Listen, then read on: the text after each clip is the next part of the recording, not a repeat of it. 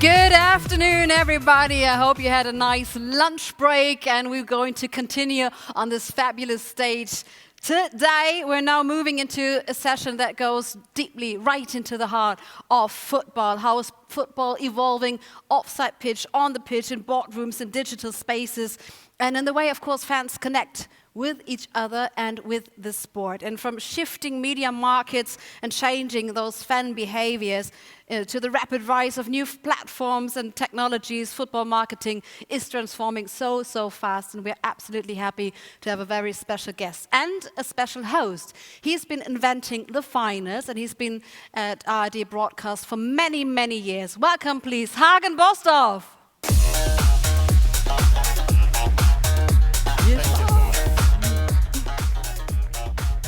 Yeah, hello everybody. Thank you, Christina, for the nice introduction. So we talk about European football. She mentioned already a couple of aspects and topics what we want to discuss, and we are more than happy to welcome one of the most influential marketers in global football. He provides insight into the UEFA projects and discuss with us groundbreaking new developments of the world's most popular sport. So who is my guest? He started to work in sport business in 1998 for the FIFA World Cup in France. He joined UEFA in 2002 and became head of marketing in 2004. Later, he created the media rights unit, which is responsible for the overall sales of the UEFA competitions. And when UEFA decided to set up a new company, UEFA Events SA, to handle all UEFA's commercial and event operations, subsequently, he was appointed as director of marketing, and now he is responsible for the ongoing development of the marketing and development of all competitions of UEFA. So a lot to talk with Guy-Laurent Epstein.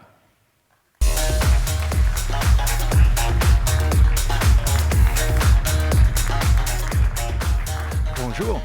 Honestly speaking, it's very nice to see you again. It's both. No, well, we saw each other before. Huh? Yeah, it's bullshit. It's bullshit. Thank you. Yeah, thank you for being with us. I mentioned briefly your career.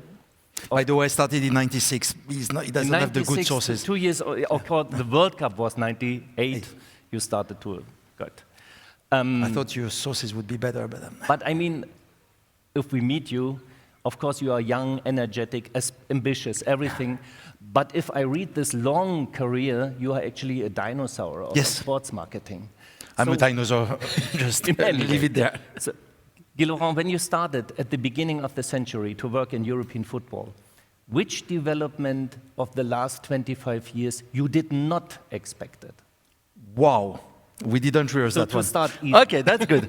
That's a very good question. I believe that the biggest development that we lived is that the development towards entertainment.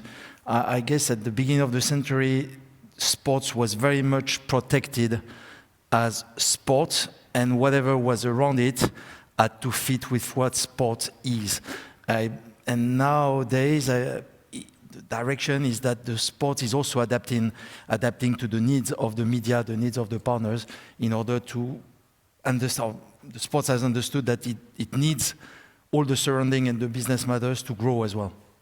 So I believe that's probably the biggest development. Is it like this? We had a representative of NBA here at the convention, and he said, you know what, more or less, I don't care what the other competitions in basketball are doing. We have to create a very good entertainment as a sports property, and then we will be successful. Is it that what you mean?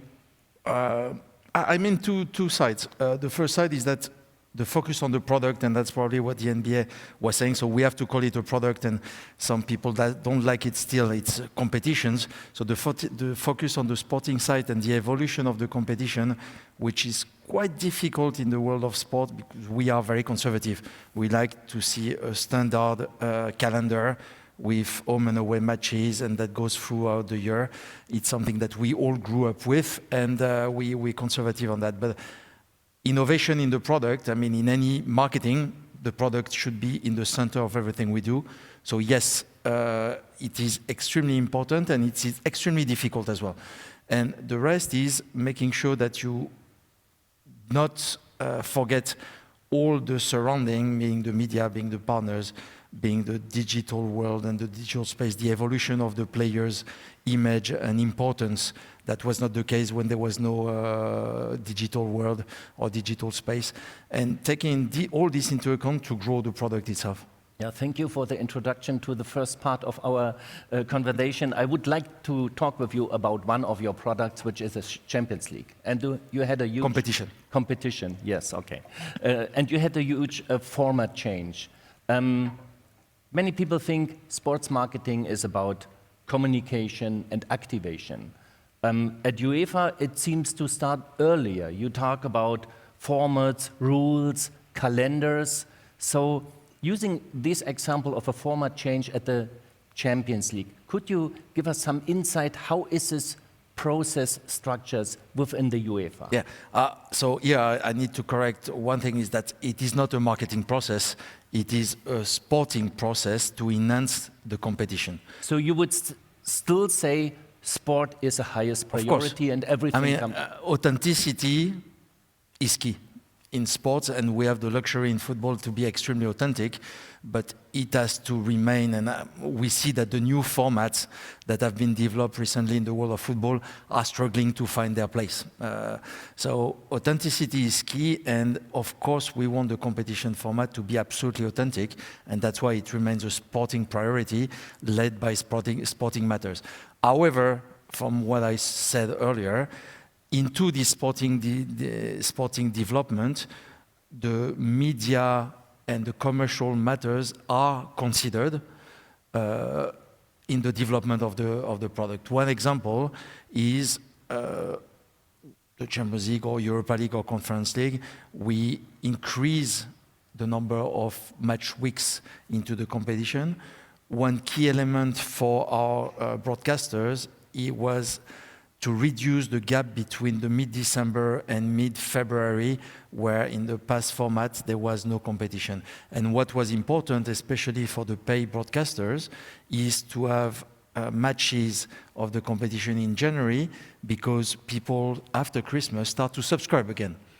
And it has been taken into consideration. It was one element that you brought on the table that could be developed in the process of the new format. But sorry for asking again, if you say priority has a sport, and we talk now to fill the gap in January to February, isn't it marketing driven? I mean, the coaches will tell you, oh, this is nice, we can go in a training camp in the south. So I mean, that's very German, because all the other leagues are playing. And Spobis is meant not to be German-centric in the future. Florian, I think you know what I'm talking about. Anyway, so let's forget Germany for once. And look at the overall scope of European football. People play in January. So the priority is the sport. If you increase the number of match days as it was required from the sporting side and from the clubs, from the coaches, from the players, to have more international matches, because they are probably the grail of football today, you have to create a calendar that fits this number of matches. And we identified that there was a window at a period where there was no matches before. So the priority remains the sport, but we fill the commercial needs together with the sporting development. If you start this discussion... Clear? It's clear, and I come back to this later. If you start this discussion internally about the format change and what you described, do you integrate clubs, coaches, even players in this discussion? Do you hear their opinion? Yes, the clubs and the coaches are definitely integrated. It starts with the clubs, then we integrate the coaches, and then there are discussions with the stakeholders. All the stakeholders are included, basically, including the FIFPro and the coaches and the EFC now, the European Football Clubs, that actually we are in a joint venture with for developing the commercial activities around the club competition. So they are not only included, they are also at the beginning of all the process. Many people, maybe not only in Germany, complained at the beginning about the new format. Fair enough. Too sophisticated, too complicated, too whatever. And then I watched the last match day of this season, with, of course, Benfica against Real Madrid, with all this craziness and the goal of a goalkeeper in the 98 minutes, and I thought, maybe this format is obviously working. My So question, it took you 18 months to understand. yeah, I needed 18 months. You know, sometimes we are slow here. But my question is, you and your team, you've been always sure it would work like this? I have to Or say, is it a risk in this too? we were absolutely convinced. It took time to convince internally, because I mean, again, I think there are lots of football fans in the room. We are conservative.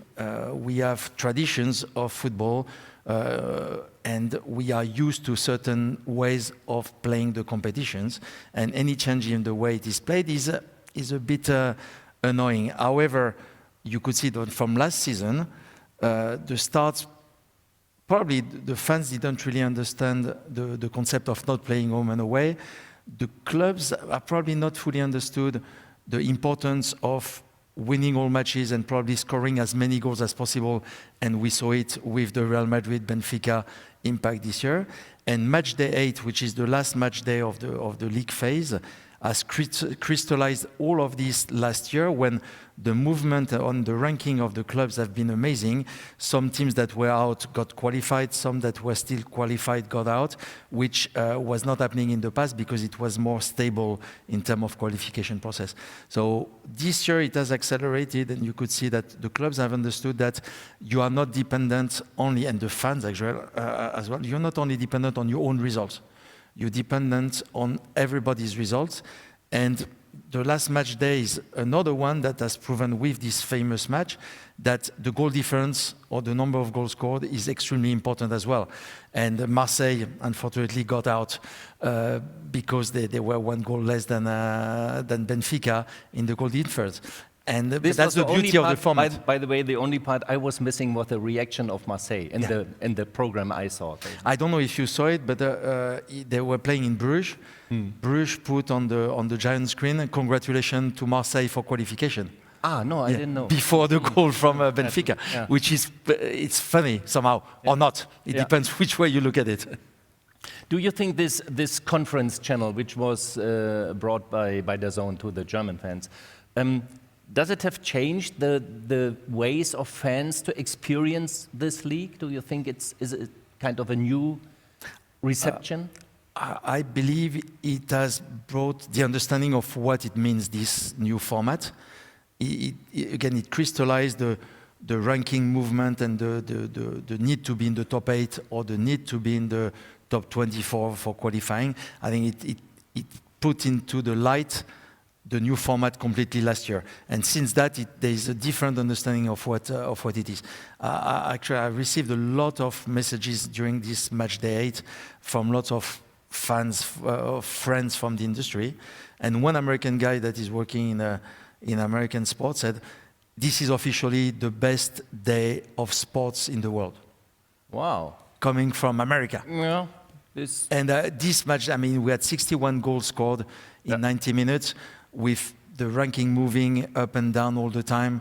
It is an amazing entertainment.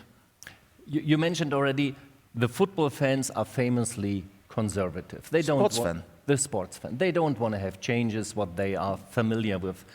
How do you manage this tension between tradition and the need to modernize, to involve your competitions? What would you not touch? Good question again. You could this already. Year. Yeah, usually you were not that good.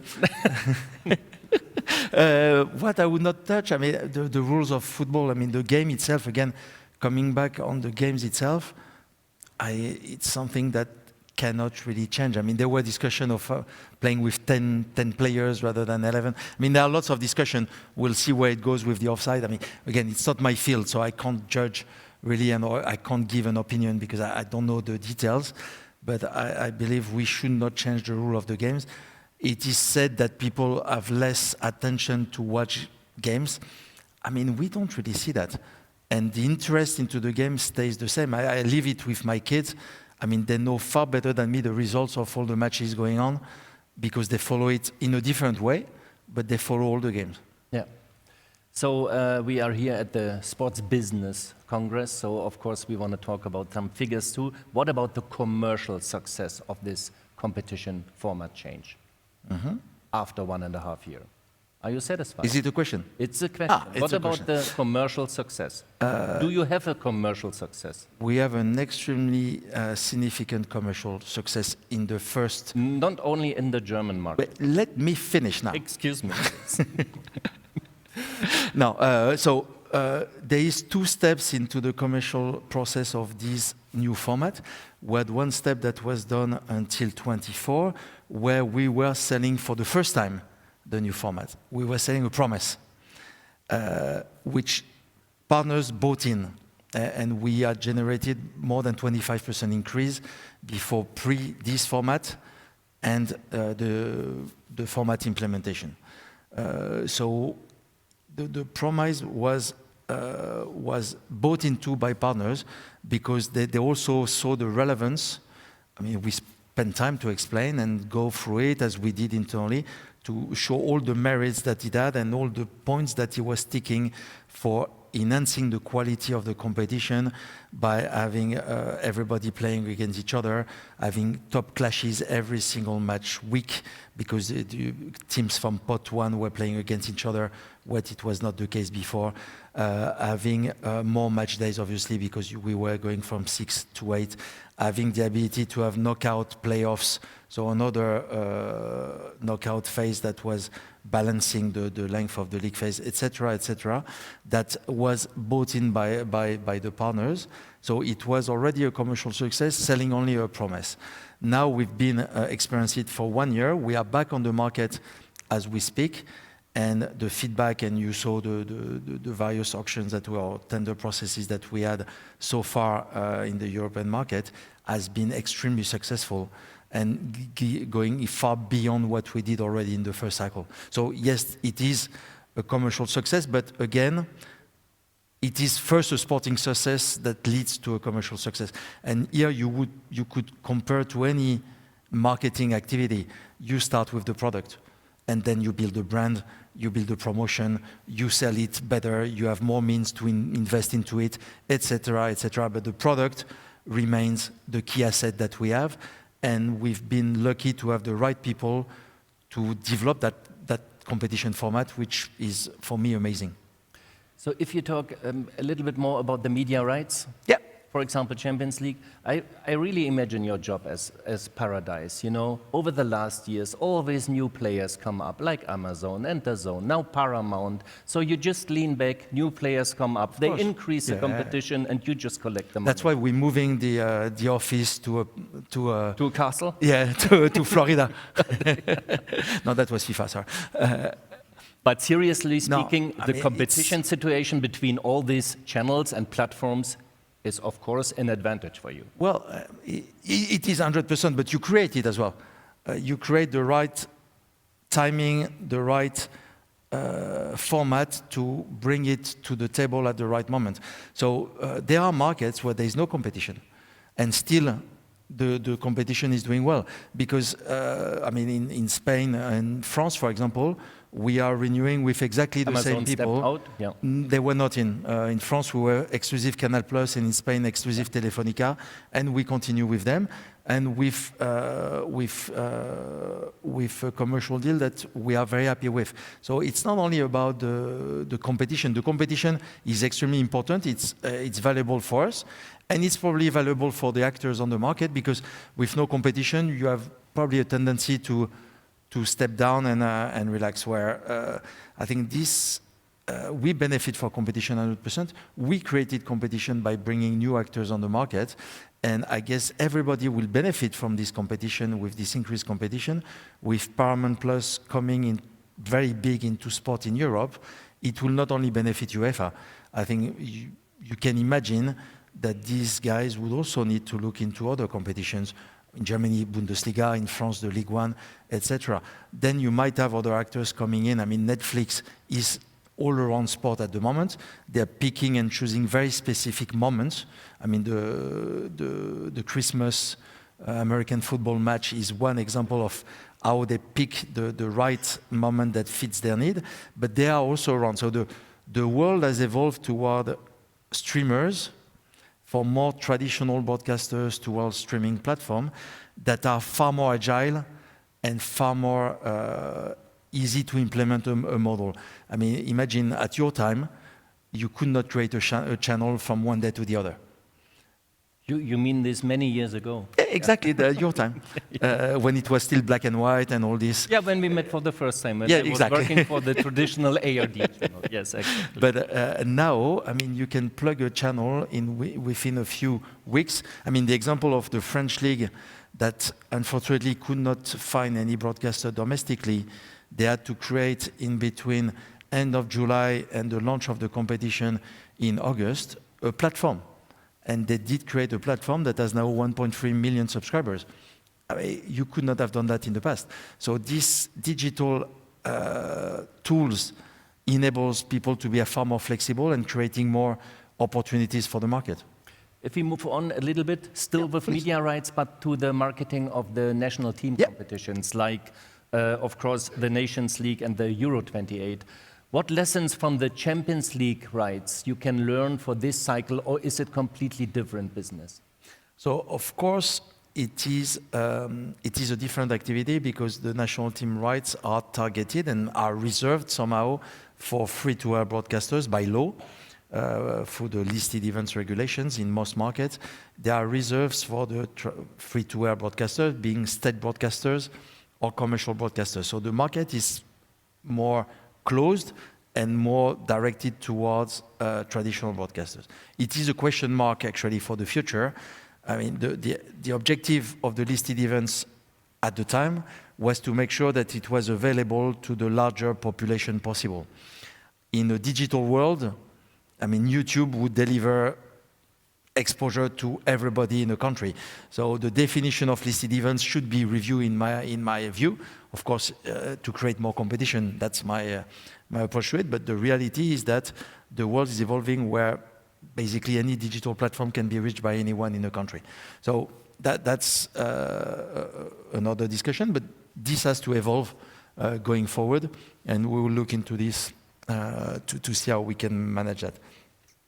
So you have two elements in national team football, which we try to look into, is of course the matches of the domestic national team.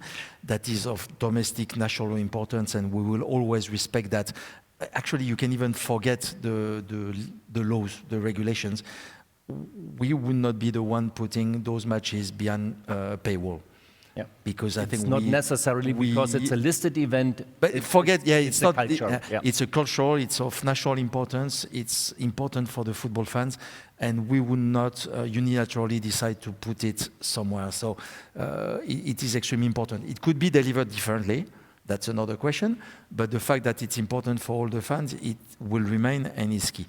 However, events like the Nations League has created the interest for watching also neutral football. I mean, the combination of the week of football, meaning that the matches are spread rather than at your time again, they were played on Fridays and Tuesdays, all the matches.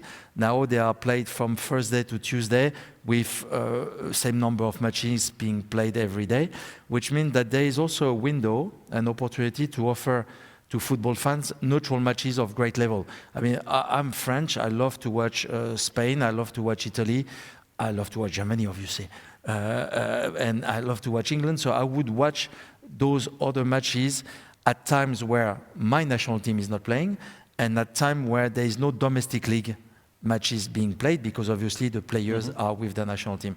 And this is a product that we also offer in parallel to the national team. So there we learn from the club football, whereby the relationship we grow with the pay platforms and the streaming platforms is also helping to complement the calendar. So when you have club football during the weekdays normally, then you have the national leagues during the weekends. And in those windows reserved for national team, you can bring those same broadcasters that have nothing to offer in football into complement the football offering. Yep. So that's the way we work with them. Let's have a look outside Europe for a moment. The global revenues on media rights are growing, especially from Africa, United States, Northern America as well. However, so far, the kick-off times remain structurally European. So how do you think about the global monetization if you would not shape your product a little bit regarding the kickoff times, for example? So we're coming back to what is very relevant to us. There is the authenticity of the football competition that has to remain untouched, and there is the interest of the European fans. We would not be able to move the matches to time zones that are not relevant for European fans because our matches are still played in Europe, and most of them are played during the weekdays. You cannot play at 2 o'clock in an empty stadium. I think that would be wrong for the players, for the clubs, the national team, for the fans. It would be absolutely wrong. So we will not touch the kickoff times, and of course it has an impact on our revenues compared to domestic leagues playing on weekends. They have more flexibility to play from 1 o'clock to 8 o'clock domestically because they can offer those time zones to various sides of the world. We don't have that flexibility. However, I mean, if you look, you were talking Africa, Middle East, it's very similar time zone than ours. Then the Americas is different, but we have the luxury to offer the best football. And American fans, they love football and they love the best football. What is successful in the US is Premier League and is Champions League, because that's where you see the best game. And effectively, it is played during the morning or midday or early afternoon, but we still have very good audiences there. And if you go down to Latin America, where it's extremely popular because it's a great competition, but also because Brazilians, Argentinians, and others are key players of the competition and are extremely popular there. So the kickoff time is a question mark, but it's not a problem. I remember very well the discussion we had with UEFA President Seferin here at Spobis 2, and he said, no, we will never have a Champions League final in Riyadh or Shanghai or wherever. Could you imagine single matches of the Champions League in this market to approach fans in Middle East or Asia? No, because that would be, I mean, the official matches of the Champions League, it would be to the detriment of the local fans of the clubs, and it's not for us to push that. So I totally align with my president. Good. As always. I would like to move on to sponsors. Yeah. So some UEFA partners such as MasterCard or Pepsi are often perceived as American but operate globally. In your understanding, does nationality of sponsors play a role? No, no. Adidas German today. Again, yeah. Question. I mean, for me, it's a global brand, as much as Pepsi is a global brand. What is interesting for us is that there are always trends into partners. When I started back in early 2000 or late 90s, there were a lot of Japanese sponsors in the world of football that have totally disappeared. Then there was a trend with Chinese, and I have to say that during the last Euro in Germany, we had 5 Chinese sponsors, so it is they are very present, and they are very present for 2 reasons. One, it's great tool. Euro or European football is a great tool to promote their brand in Europe, and actually Euro in Germany has been extremely successful for brands like BYD, for example, that has developed their network in Europe following Euro quite drastically. And it's also very good for them to show that they are partners with great events in Europe when they go back to their domestic market. So China has been very present. And historically, I mean, look, McDonald's and Coca-Cola have been sponsors of the World Cup before sponsoring was existing. Yeah. You go back to the World Cup in the 80s and you would find their boards there. And are they American? Yes, but they are basically global companies. So we partners with global companies because we offer opportunities that are targeting mostly global companies. I mean, to be able to associate with a Champions League, you need to be global because the budgets that are needed deserves global brands around it. Guy-Laurent, here at Spobis, it's always interesting to see what are the trends, what are the rising stars. So if you have a look on fast-growing sports like high rocks or paddle, for example, what can football learn from them? I think, well, probably the new sports are very much built on digital presence, and we did the reverse. We start from traditional presence, and we are growing the digital presence. It's a little bit like Volkswagen and BYD. So Volkswagen is trying to integrate the batteries in their traditional cars, and BYD is building a car around the battery that they are producing for many years. And we're coming from the same angle where we are very strong on our basics, and we are now growing a lot in the digital space, where these brands are digital native and probably are more flexible to use to integrate digital in their daily life, far more open access. I mean, they open everything, where we are more probably conservative there. I would like to move over to women's football. Important part of your activities at UEFA. From the marketing perspective, what is still fundamentally a difference between men's and women's football? I think there is no more difference, I believe, but there was at one point where there was a very genuine movement of supporting women's football. In the last 10 years, there was a willingness for brands to be associated with women's sport in general, in order to also show that they care for internal communication, for external communication for their brand. So there was a movement there that was very positive, because there was a lot of support, and it was not always for the good reason. Now we're getting to a point where women's football has found its place and attracts sponsors that want also ROI, like for any other companies. And the discussions have evolved a lot in a very positive direction, because somehow it is now gender neutral, in the sense that, well, okay, that's the competition. How much, what do I get? What do I receive? And how much is it? Basically, I'm making it simple, but the evolution has gone towards something very traditional in terms of the marketing discussion. Now, I mean, women's football, for me, it is absolutely fantastic, in the sense that it is very genuine. The values that are in women's football are still very, it's in development. And I don't like to call it women's football. I rather call it football played by women, because it's not a different sport, it's the same sport. Yeah. So it's just a different platform. And you could see that, I mean, the Women's Euro that we had in Switzerland, the audiences that we had on television or media were amazing. It attracts a lot of viewers, and it's extremely exciting with a different population. It's more family-driven, family-oriented, and it is extremely nice to see this. And it's a different way to market it, but it's very good. I know what you will tell me. The next one is coming to Germany. What will you do? Blah, blah, blah. I will not answer that. Anyway, we also have implemented this season for the first time the same format that we had for the men's Champions League to the women's Champions League. So, and it has been so far quite successful.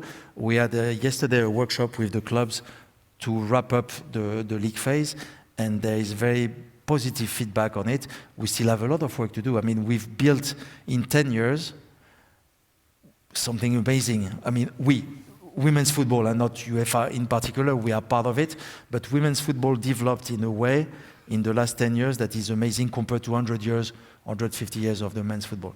So the key remains not the marketing, the key remains the participation. It's a sporting matter today, is making sure that you offer the infrastructure to the young girls to play and to continue playing, and have the ability to play not only when they are under 12, but also continuing after, which was a problem in the past. You know, until 12 years old, 10 years ago, you would play with the boys, but that after 12 you could not anymore. And subject to where you live, you would not find a team that you can join only with women, and you had to stop playing, which was wrong. And all of the effort that is done by us, by FIFA, by the National Association, is to make sure that we develop the infrastructure to make sure girls can continue to play football. And if you grow the grassroots, you grow the elite, and the quality of the game has evolved a lot in the last 10 years. Another aspect was the tough competition for the next Women's Euro between Scandinavia, Sweden, Poland, Eastern Europe, and Germany. Thank you for appointing Germany. I didn't do anything. No, of course. But which role do these flagship competitions play for your strategy for women's football, like the Football Euro, the next one? So I think there's two sides to it. The club competition is in women's football, and we created a new competition. So we have the Champions League and we have the Europa Cup for the women's football, and it's all about communities.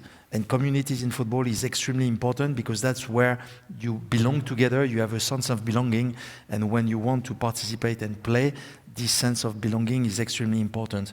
The national team is a different story. It gathers everybody. It's not more community anymore. It's a nationwide movement. And it's also all the different ages. I mean, if you would have gone, I don't know if you went to Women's Euro in Switzerland. No. It was full. I'm sorry I didn't invite you next time. Yeah, sorry, you forgot. Maybe. You